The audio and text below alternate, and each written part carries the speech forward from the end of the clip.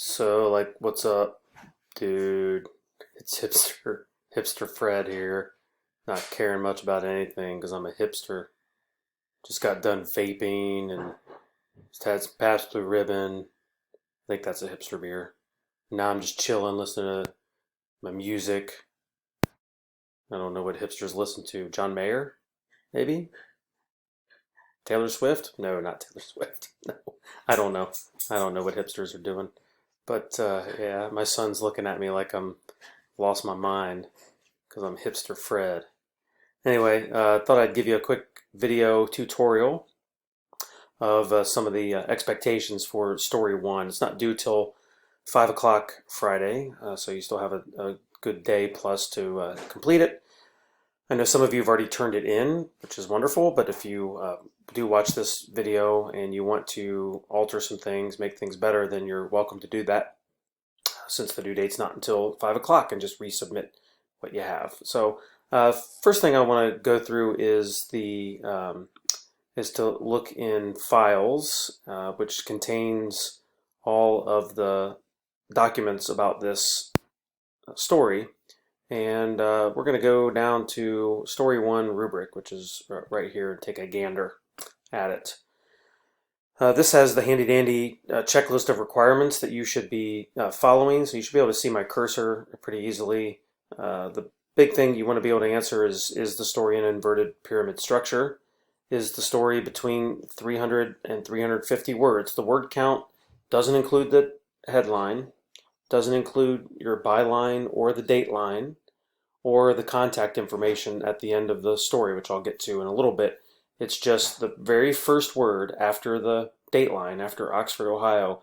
What is that first word? And then you count all the way to the very last word of your story. That's the 300 to 350 words. If you're at 290, that's okay. If you're at 360, that's okay. Don't freak out too much if you're over or maybe just a little bit under, as long as you have all the key information that we would expect to have in the story. You do need a traditional headline, which I've talked about in class and also in the annotated version, but why don't we go and look at that right now. So this is the annotated version. There are three different examples for you that are on Canvas: event story example 1, 2, and 3. And the second one is annotated, and I've added a couple new items on here. So just make sure you realize that this is a newer annotated version for you. First of all, you need a clear title, headline, and I put over here in the annotated version exactly what I'm looking for, so there shouldn't be any confusion when it comes to that. The byline is here, the dateline, is here. So if I go back to your requirements, it shows that you need a byline and a dateline there. One person needs to be interviewed with 2 or 3 full sentence direct quotations. Story should be in third person, not first person, and then hyperlinks and contact information is what I want to mainly focus on in this video. So you'll see there are various hyperlinks through this story. I assume you know how to do them, but just in case you don't, you go up to these 2 words, Miami University, which of course should be hyperlinked. That's a major entity. So you highlight it. You should really just do, when you do have an apostrophe S, you should just do the entity itself. And then you can either right click on it, or you can go to insert up here in the corner and click on link, and then type in the website that is associated with it. Well, I've happened to memorize that it's miamioh.edu, but you might have to look up the website, copy, and then paste it into the address, and hit OK, and you'll see that it's now here. Any major entity or person who has his or her own website should be hyperlinked. So Miami University is, Associated Student Government is. So if I clicked on it, it should take me to the Associated Student Government page. Armstrong Student Center, and then these hospitals all have hyperlinks. Annika Fowler is a student at Miami. You don't need to hyperlink her. Like, don't send me please to her Instagram page or anything like that. These are people like professors have their own page. So those are the kind of people, if you end up quoting them, that's who you want to hyperlink. And you'll see that eventually, usually all your hyperlink, most of your hyperlinks are up here in the beginning. Once you've hyperlinked to a source like Miami University, you don't have to hyperlink every time. Don't hyperlink in the headline. And there's a couple others here at the end, and that's it. So that takes care of hyperlinks. Contact information for all sources. You really only need one, and that's the person that you interviewed in the story. Now, if you did talk to somebody else and you got some background or contextual information, you don't need to give that person's name, just the person you quoted. And you're going to put that down here. Notice I wrote contact info, Annika Fowler, and I happen to know her email and phone number. If you just know one or the other, that's fine, but you should be able to get that. If you weren't able to get specific contact information, at least provide a link to that person's page where or that person's department, something that would allow me to go and find out and eventually contact that person. So those are all the requirements. As you go down through the rubric, you should be looking at this before you turn in your paper. These are all the things that the minions and I will be considering as we read through your story. Is it presented in proper inverted pyramid structure? And also, do you avoid a lot of these things that we've talked about?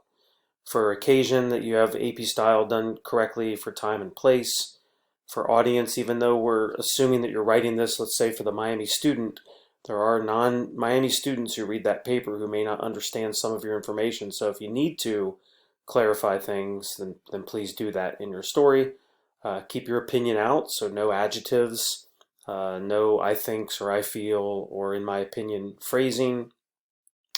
You need to make sure you identify the person that you have interviewed, so give that person a title.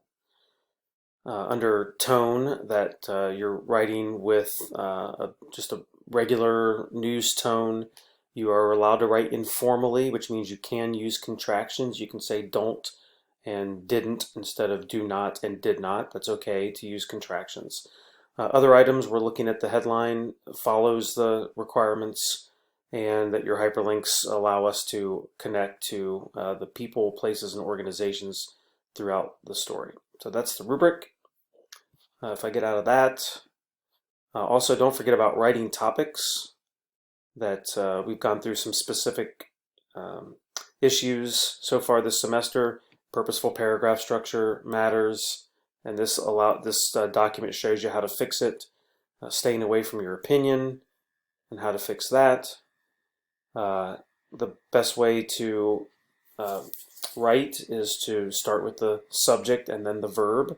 You'll stay out of a lot of trouble when you do that, and there's some advice there. More ways of keeping your opinion out is to stay away from adjectives and adverbs, and if you go to the 4 stages of writing document, you'll see what I mean there. Then we get into AP style book items, courtesy titles, Mr., Mrs., Ms., those are out. You don't need those. Names, full names on first reference, last names on successive references. The documents I've been grading that you turned in lately, having a number of you who are repeating people's names, but you're using their first names, and they should just be last names, and the fixes are here. That includes names like Miami University. Once you use that full name, it's just Miami on successive references. Days of the week, now you know you always spell out days of the week, and so that's the fix. When it comes to time, it should be in order, and the order is always time, day, and date, and I put that right down here. If it's right on the hour, you don't include the colon and 00.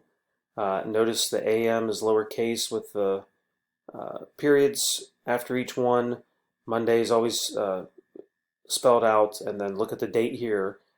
For certain months like February, October, November, you would abbreviate the month. You don't abbreviate for March or April or May or June. And then notice after the 24, there's no TH. You take that out for the date as well. Uptown's lowercase. Years in school are always lowercase. So please make sure you understand that as well. So that's it. A lot of your documents are right here in case you need to look through some other key items. We went through this in class about headlines and how things are presented and that includes quotes, that how you attribute quotes to people, how you use quotation marks and punctuation. All of that is here. We went through it. You went through it individually in class, and then as in your small groups with your minions, you went through all of this as well too. So we are expecting you to understand all of this.